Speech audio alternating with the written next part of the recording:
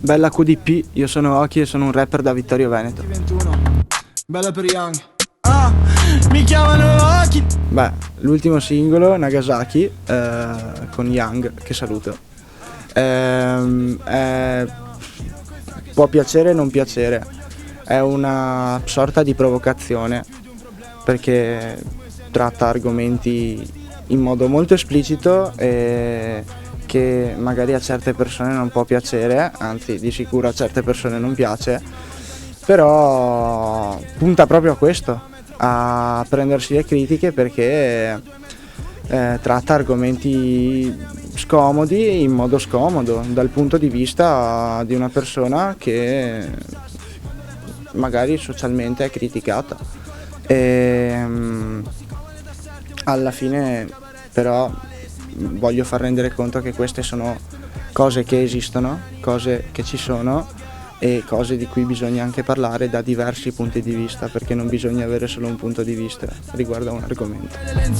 Non mi dispiace, non provi sta roba fra, mi sa che provi solamente invidia. Beh, allora, io ho una visione un po' particolare del rap, insomma, io vedo il rap come quasi come uno strumento appunto alla perfezione di chi, cioè appunto alla perfezione di chi ascolta praticamente.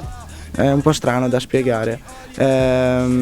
Punto a far risultare la voce quasi come uno strumento perché voglio che il flow, che le metriche stiano perfettamente dentro al testo, che siano quasi appunto come uno strumento e che non debbano stonare, ecco.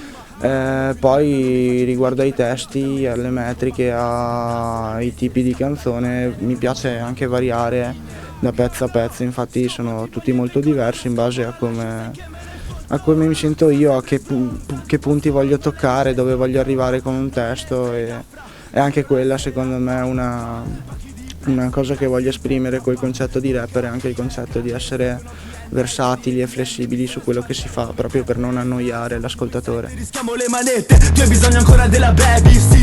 Allora, la mia musica la potete trovare su Spotify, su YouTube, il video di Nagasaki è fuori già da un bel po', però continua ad andare forte, a superare traguardi e traguardi di visualizzazioni, e poi in generale su tutti gli altri digital store e piattaforme musicali come Deezer, Apple Music, l'ho già detto, sì, comunque è bella, ciao. Ma non è mica un nuovo King.